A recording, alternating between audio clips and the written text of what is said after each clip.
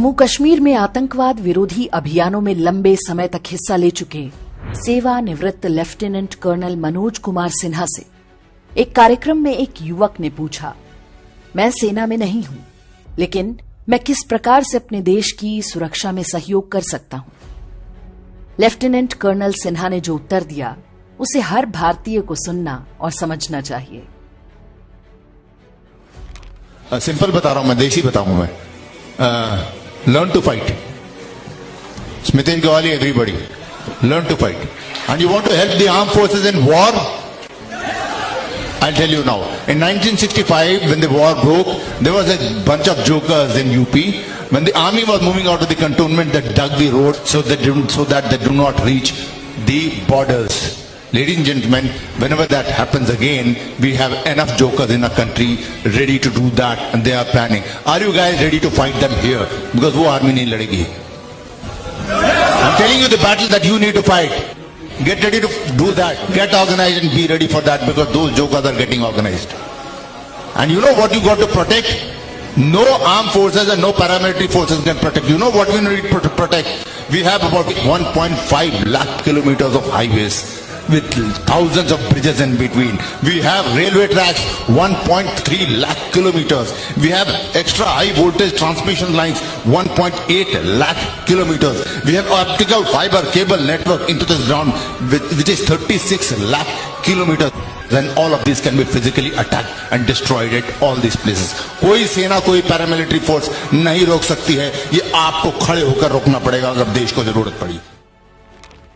Lieutenant colonel Sinha किन जोकरों की बात कर रहे हैं, ये आप भी अच्छी तरह से जानते होंगे। कहने की आवश्यकता नहीं। उनमें से एक जोकर की करतूत कुछ समय पहले समाचार वेबसाइट्स पर प्रकाशित भी हुई थी। 1965 के युद्ध में जब रामपुर आर्मी कैंटोनमेंट से भारतीय सेना की बटालियन निकली, तो बाहर उन पर भारी पथराव किया गया। रास्ते में सड़कें खुदी हुई थीं ताकि टैंक और तोपें सीमा तक न जा पाएं। उस केस में समाजवादी पार्टी के नेता आजम खां का नाम सामने आया था, जो तब केवल 17 वर्ष का था। बाद में वो अलीगढ़ मुस्लिम यूनिवर्सिटी चला गया, फिर नेता बनकर लंबे समय तक विधानसभा और संसद में बैठा। 1965 के युद्ध में हवाई हमलों की आशंका के कारण देश के कई क्षेत्रों में रात के समय ब्लैकआउट की घोषणा की गई थी। लोग रात में बिजली नहीं जलाते थे ताकि दुश्मन के लड़ाकू विमानों को नीचे ना दिखाई दे। सबसे अधिक खतरा प्रयागराज में एयरफोर्स स्टेशन पर था। पुलिस ने कुछ लड़कों को पकड़ा जो रोज आधी रात के बाद छतों पर चढ़कर टॉर्च जलाते थे। आप समझ सकते हैं कि बंटवारे के बाद से ही कैसे गद्दारी का खेल शुरू हो चुका था। देश भर में ऐसी कई घटनाएं हुई थीं, लेकिन युद्ध के माहौल में दबा दी गईं। तब से लेकर आज तक स्थिति और भी बिगड़ चुकी है। वर्ष 2019 में हुए बालाकोट एयर स्ट्राइक के समय वायुसेना के विमानों को ग्वालियर से भेजना पड़ा था, क्योंकि डर था कि आगरा एयरबेस से विमान उड़े तो पाकिस्तान को पता चल जाएगा।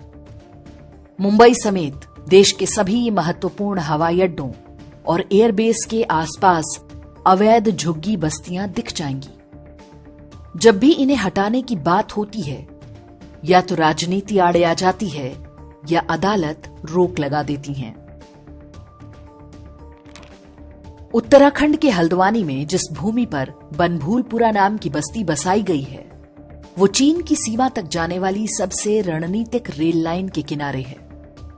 लंबी सुनवाई के बाद उत्तराखंड हाईकोर्ट ने अतिक्रमण हटाने का आदेश दिया, लेकिन सर्वोच्च न्यायालय ने रोक लगा दी।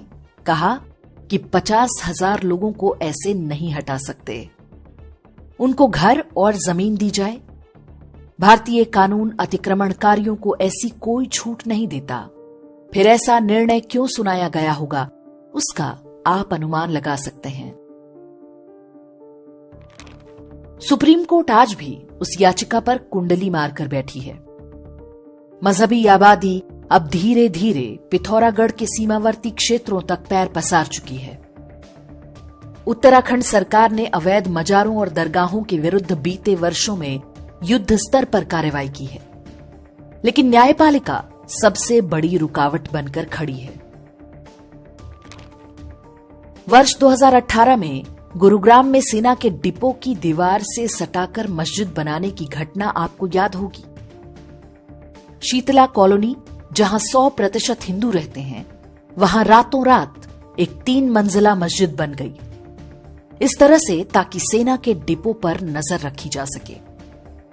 हरियाणा में भाजपा सरकार है, इसलिए मस्जिद सील हो गई। सोचिए क्या होता यदि सरकार उनके अनुकूल होती।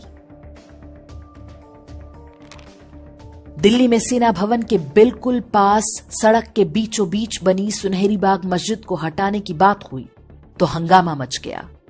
केस हाईकोर्ट में चला गया। विवाद के डर से सरकार को पीछे हटना पड़ गया। श्रीनगर के बादामी बाग कैंटोनमेंट के अंदर ही एक अवैध मजार और मस्जिद बनी हुई है। यह सूची बहुत लंबी है, सबको गिनाकर कोई लाभ नहीं। बस ये तथ्य हमें याद रखना चाहिए कि वर्ष 1971 के मार्च में इंदिरा गांधी ने जब पूर्वी पाकिस्तान पर हमले का निर्णय लिया था, तब भारतीय सेना के प्रमुख जनरल सैम मानेकशॉ ने तैयारी के लिए 6 महीने का समय मांगा था। कहा जाता है कि वे मॉनसून के बाद हमला करना चाहते थे, लेकिन सेना ने पूरे 9 महीने बाद दिसंबर में कार्रवाई आरंभ की थी। हम माने या ना माने, कोई कहे या ना कहे, लेकिन आधा मोर्चा हमेशा से भारतीय सेना के लिए एक चुनौती रहा है। देश भर में रणनीतिक दृष्टि से महत्वपूर्ण ठिकानों पर अंदर और बाहर से दुश्मन की नजर है। आए दिन हम रेलगाड़ियों को पलटाने के प्रयास देखते रहते हैं। सड़क, पुल, बिजली और इंटरनेट काटना हमेशा उनके टूल किट का हिस्सा रहा है। सरकार और सेना के हाथ सेक्युलरिज्म ने बांध रखे हैं।